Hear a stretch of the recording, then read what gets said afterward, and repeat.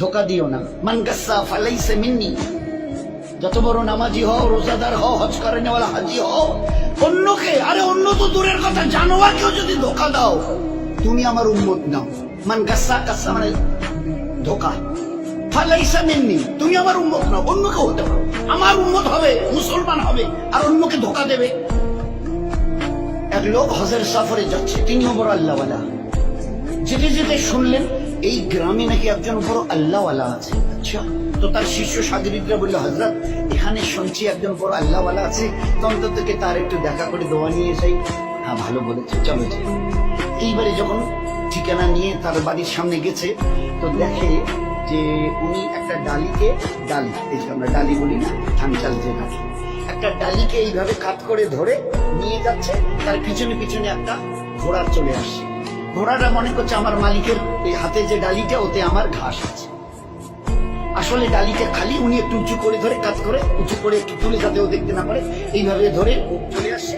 আর ও ঘোড়াটা মনে করছে যে আমার মালিক আমাকে খাবার দেবে বলে ডালিতে আমার ঘাস নিয়ে চলে যাচ্ছে তাই মালিকের সাথে।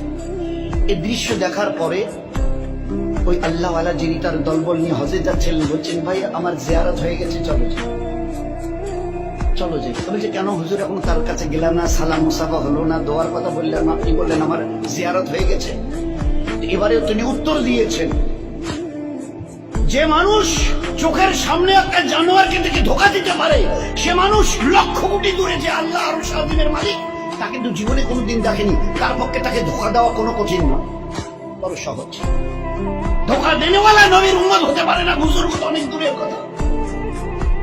বুজুর্গ হওয়া তো দূরের কথা, আল্লাহওয়ালা তো দূরের কথা। মুসলমান হবে না সে, যে একটা জানোয়ারকে ধোকা দেয়। কি করে খালি ডালি নিয়ে যাচ্ছে, আর তার ঘোড়াটা মনে করছে আমার মালিক আমাকে ঘাস দেবে, ওই ডালি দেবে, ঘাস ভরা আছে, আমি যাই যাই যাই। দেখি চোখের সামনে দেখে যে জানোয়ারকে ধোকা দিতে পারে, না দেখা আল্লাহকে সে না জানি কতটা ধোকা দিয়েছে। জীবন কিভাবে তৈরি করা হয়েছে। এই জন্যে খবরদার, এ মখলুকের কাউকে ধোকা দিও না। আমি আল্লাহ কিয়ামতে কোনোদিন তোমাকে ধোকা দেব না।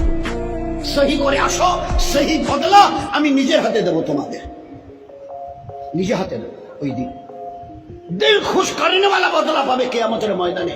আর দুনিয়াতে রহমতওয়ালা, বরকতওয়ালা, ইজ্জতওয়ালা, হেফাজতওয়ালা জীবন জীবন। এটা আমার ওয়াদা, এগুলো সব কোরআনের আয়াত।